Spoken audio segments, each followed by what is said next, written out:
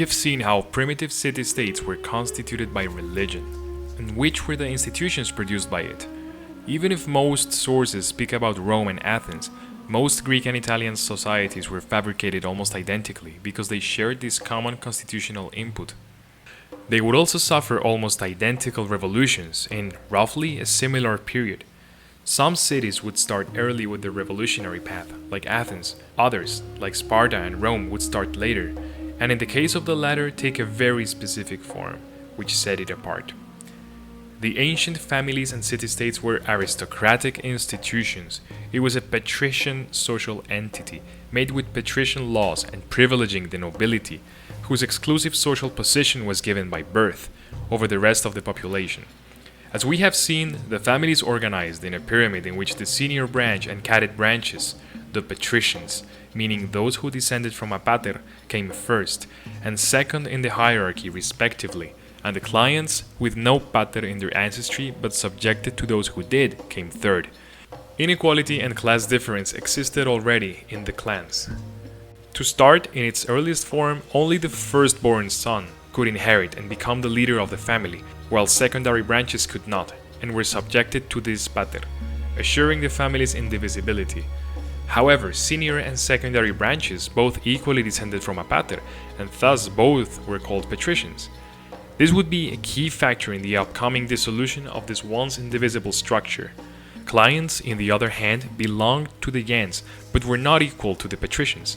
They were also subject to the authority of the pater, and could participate in the family cult, but couldn't perform the prayers, since they had no divine ancestry, which meant they needed a patrician to intercede for them in the god's favor. Ancient clientship was, in fact, a form of hereditary serfdom, in which clients were subject to the land and were, essentially, the property of the patrician family they were born into. The autonomy of the families was highly respected in Roman law. The paterfamilias had an absolute power inside his household, and no civic law could tell him how to run his house or how to administer justice inside it. The only real citizens in these early cities were the congregation of paterfamilias themselves, who often lived in country estates, rather than inside the town that hosted the sacred public fire. Initially, the town served more as a focal point of this federation by assembling the heads of families and tribes, rather than a melting pot for all individuals. All of this religious tradition and institutions which we've studied until now were mostly a privilege of the upper classes, which lived and enacted laws as if the inferior classes didn't participate in society at all. All of this was about to change in an epic boom, and these inferior, unprivileged classes would be the protagonists of the coming centuries. This is the beginning of the ancient Western revolutions. After the Greek Dark Ages came to an end, came an era of economic and demographic recovery, and city-states became bigger in terms of population and space. People were attracted to cities, and cities needed people, increasingly, to produce more goods and services. Many people who came from outside of the city's religious families started to appear and live side by side with the traditional nobility and their clients. These people were known as the plebeians or plebs, a new class that, in the eyes of the religious elite, came to be the lowest social group, a sort of pariahs because of their lack of religion, at least understood in patrician terms. The ascension of plebs was the main fuel of these revolutions. They grew from nothing to become strong enough to defy the city's regime and eventually came to dominate it. With plebeians added to the picture, the social pyramid of the city-state is now complete.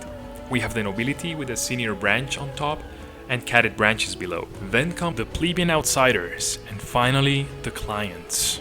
But how did plebeians become a social class? They certainly were not clients because they had no ties to a religious family. They were seen as lacking any religion at all. For the Romans, religion was something ancient and to be kept unchanged. Everything that was not old and traditional could come to be seen as superstition. These people lacked the rites and traditions of a domestic cult, and probably came from families who didn't invent a cult in the first place, or perhaps forgot their rights, or from clients who fled from their masters, or were a product of marriages without rights, or perhaps a combination of all of these. The situation would develop as having two cities in one town, the religious patrician city and the plebeian city. Plebeians didn't have an aristocratic cult, therefore no religion, Therefore, no political nor legal rights. No family more than the natural one, which had no legal value. No marriage, no legal paternal authority, no right of property. The clients, by contrast, had political rights through their pater. Naturally, plebeians could not participate in the civic religion, nor be priests, and were seen as unclean and dirty to associate with. The hereditary religion of the gens and the polis had established a rigid caste system in which plebeians were not considered to be part of formal society. These outcasts started to gain more and more importance through their increasing numbers and through their greater economical weight and ever more structured leadership. Such a system was seeding its own destruction because many people were oppressed by it. They had every incentive to destroy it, and were gradually acquiring the means to do so. However, the success of the aristocracy in the public sphere of the city-state would contrast to a series of reverses inside each family. In the course of several centuries, this almighty indivisible polity would start to dissolve into smaller, less powerful, and less numerous entities. Overthrowing royalty merely changed the external form of government of the city, but it didn't transform its social constitution. Eventually, the gens became, as in time of Julius Caesar, a matter of prestige by displaying noble ancestry, but really nothing more. The old tribal gens with thousands of members amongst patricians and serfs, which could overthrow kings and put the city-state to its knees, would be no more. We can therefore speak of a second revolution, not in the public realm of the city, but inside each family. The primitive family maintained its unity and strength based on the indivisibility of property, passing from one paterfamilias to the next, without giving importance to others who were not the eldest son. This, over time, caused a conflict between the cadet branches and the senior line. We've seen how the primitive family didn't allow inheritance to be shared, and everyone else would be subject to the paterfamilias as if they were minors. We cannot know exactly where or how it happened, but in the lapse of several centuries, this indivisible family atomized into many families. At a certain point, no longer was the family indivisible. Power and property rights were ever more divided into many branches at the expense of a single one. Inevitably, the regimes of the city and the gens were opposed to each other and proved incompatible. Powerful families would be a target of a centralized city-state. If the city-state was to prevail, families would have to be weakened in their autonomy. Even if they initially successfully resisted the centralizing attempts of monarchy, the game was changing from beneath. The mere fact of instituting a city already transformed the conditions for many families. The paters were not only isolated absolute kings with limitless power, but also came to be members of a much broader religious and political association in which they had duties and equals, other paters. Thus, we can hypothesize how they began to invest themselves in the city's political stage at the expense of ruling over their own family's sovereignty. And so, either by force, as happened in cities such as Heraclea, Marseille, Istros, and Cnidus, or by pact, as happened in Rome, the Greco-Italian world, without exact date but progressively, began to permit cadet branches access to the right of inheriting property. Now, if younger siblings could inherit their paterfamilias' property and lead their own household, they could become paterfamilias themselves. Eventually, this earned them the political rights of citizenship and multiplied the once small number of citizens, but it also divided a big united clan into many smaller, weaker ones. Aristotle speaks of the dissolution of the once indivisible power of primogeniture in Book 5 of his Politics by saying, "Oligarchies undergo revolution principally through two ways that are the most obvious. Sometimes when the honors of office are shared by very few, dissolution originates from the wealthy themselves, but not those that are in office, as for example has occurred at Marseille, Istrus, at Heraclea, and in other states. For those who did not share in the magistracies raised disturbances until as a first stage the older brothers were admitted, and later the younger ones again. For in some places a father and a son may not hold office together, and in others an elder and a younger brother may not. At Cnidus there was a revolution of the oligarchy, caused by a faction formed by the notables against one another, because few shared in the government, and the rule states held that if a father was a member, a son could not be, nor if there were several brothers could any except the eldest. For the common people seized the opportunity of their quarrel, and, taking a champion from among the notables, fell upon them and conquered them, for a party divided against itself is weak. The prerogatives of property, citizenship, and power derived from primogeniture was abolished almost everywhere in Greece and Italy, although some cities like Corinth and Thebes took as late as the 8th century BC to change this. With cadet branches also sharing power and property, the tribal structure of the gens was highly weakened, and the number of citizens increased to just about anyone who was a patrician. All patricians could now inherit.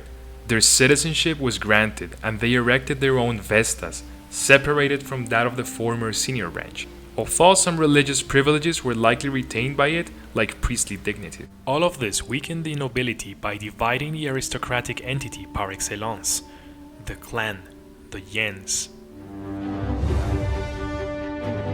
The revolution that transformed the gens from within then took more radical steps towards dissolution, with the disappearance of hereditary serfdom, which we have also referred to as clientship. This came to be achieved by either an abrupt legal abolition, which was the case in Athens with the laws of Solon, or by a gradual weakening of the institution, which was the case of Rome. When clientship was dissolved, the primitive gens came to an end, and thus the religious aristocracy that governed it and the city-state lost its monopoly on power. After the collapse of the gens in its powerful archaic form, only two classes of people were left: patricians, the religious nobility, and plebeians, those who did not descend from a pater, the commoners.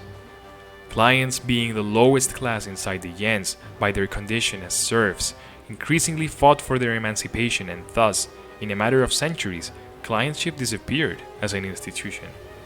This revolution has left few records, and we can't really know the exact dates of its development, because it mostly happened in the interior of each family estate, in a very similar process in which the medieval serfs became free peasants in early modern Europe.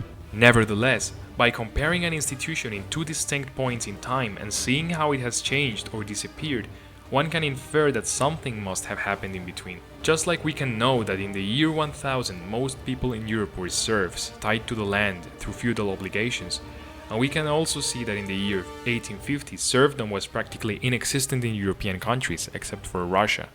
Clientship in the ancient West implied that clients lived in the lower strata of the gens, subject to the unchecked authority of a paterfamilias, which we can also call patron, which, by the way, is the etymological origin of the Spanish word patron and Portuguese patrão, seen in colonial and post-colonial Latin America. The client only had access to the civil institutions through their patron. They didn't have political or civil rights by themselves, but were instead treated as property of the family, passing from one patron to the next. This form of clientship existed in Italy and Greece, in some regions lasting more than others. For instance, it didn't last long in Ionia, but much longer in Attica, but it eventually disappeared everywhere. With the rise of the polis, the family is no longer an isolated clan, but a part of a bigger association, and this eventually decreased the cost of leaving or fleeing the gens for clients, and forced the nobility to make more concessions to them, such as the right to possess property, or of being assigned to their own plot of land in exchange for a part of the harvest. This particular system of exchanging land for the harvest was known in Rome as nexum. These, albeit small changes, gradually transformed the institution of clientship, just like medieval European serfdom morphed first into empowered serfs, and then into free landowning peasants. The client, by owning property and land, was changing from an object to a subject, and ceding its freedom from the chains of the old caste system. Despite the victory of Athenian aristocrats and the return to isolate families as semi-independent states, the subjugation of clients, known in Athens as thetes, was progressively relaxed by allowing, through pressure, property of land and the disposal of the harvest in exchange for that nexum. But the trick was that the penalty of not paying it was considered debt, which legally enabled the eupatrids to force the client back to total serfdom, virtual slavery. As the grip over clients relaxed, the demands for more freedom started to gain strength, particularly in the eupatrid Hader mountain dwellers of Attica, the Diacri, to a lesser extent with traders and the artisans of the coast, the Parali, and to a much lesser extent with the people of the plains, the Pedis. In general, Attica resisted the nexum system, which had virtually become slavery through debt. Plutarch recalls this dire situation of class struggle and the peril of slavery in chapter 13 of his biography of Solon. The Athenians relapsed into their old disputes about the form of government, the city being divided into as many parties as there were diversities in its territory. The hillmen favored an extreme democracy, the plain men an extreme oligarchy. The shoremen formed a third party which preferred an intermediate and mixed form of government. At that time too, the disparity between the rich and the poor had culminated, as it were, and the city was in an altogether perilous condition. It seemed as if the only way to settle its disorders and stop its turmoils was to establish a tyranny. All the common people were in debt to the rich, for they either tilled their lands for them, paying them a sixth of the increase, whence they were called ectemiri and thetes, or else they pledged their persons for debts, and could be seized by the creditors, some becoming slaves at home, and others being sold into foreign countries. But then the statesman and lawmaker Solon appeared in the 590s BC and made striking reforms that ended clientship for good. He did it by either reducing or eliminating the nexum and tearing down the terminus. Remember this old god of private property? It, of course, had come to signify the inviolable and intact physical heritage of each family, but because the family ran mostly on client labor and these were attached to these ancestral lands, it also came to signify slavery, because property was concentrated in the hands of very few clans. What we see here is an ancient attempt of an agrarian reform by distributing land. Owning land and owning the harvest of the land meant complete freedom from the nexum system and from the eupatrid family. Solon, by freeing the clients from debt and ending the eupatrid monopoly over the land, effectively abolished serfdom in Athens. The so-called thetes, clients, were now free land-owning peasants, artisans or traders, and assimilated as plebeians. In Rome, unlike Athens, which abruptly ended clientship through Solon's reforms, serfdom found its abolition in a more gradual, subtle way. Clientship started to erode since the reforms of King Servius Tullius, who reorganized the army and elections from tribes and curiae, which were dominated by patricians and thus in which privileges were determined by birth, into centuriata, which were determined by wealth, thus slightly more meritocratic. This reorganization of the comitia, or election bodies, weakened the patricians and made clients freer, because in the elections they would not necessarily be subject to the patricians of their tribe. Eventually, clients assimilated as plebeians, simply because the incentives of staying subject to their families and tribes were too low compared to the possible benefits of breaking away from them, while approaching the wealthier, who increasingly began to dominate the comitia. By 372 BC, ancient hereditary clientship had disappeared. From this moment onwards, Rome had two social classes instead of three, patricians and plebeians. The latter included the former clients. For Rome, a crucial period in its history known as the conflict of the orders had begun. Clientship had disappeared from the ancient West, in a similar manner to which serfdom disappeared in Europe at the dusk of the Middle Ages. The consequences of the disappearance of hereditary serfdom were tremendous. The nobility, who ruled over thousands of clients, were left with their illustrious ancestry, but with limited power. Tribal religious nobility had imploded. Western civilization was about to embark in one of its most fascinating transformations, the ancient plebeian revolutions. These would bring new forms of government and social order, institutions which seem more modern than the medieval-like ones we've seen, and a series of confrontations of epic proportions were about to begin. Feel free to donate to this channel's Patreon to support the making of these videos. We will receive any donation from our patrons and sponsors with plenty of gratefulness, as it truly aids with our enterprise of popularizing historical and philosophical topics to reinvigorate the study of the Western tradition. We also invite you to leave a comment below and like and share if you enjoyed it. Stay tuned and subscribe.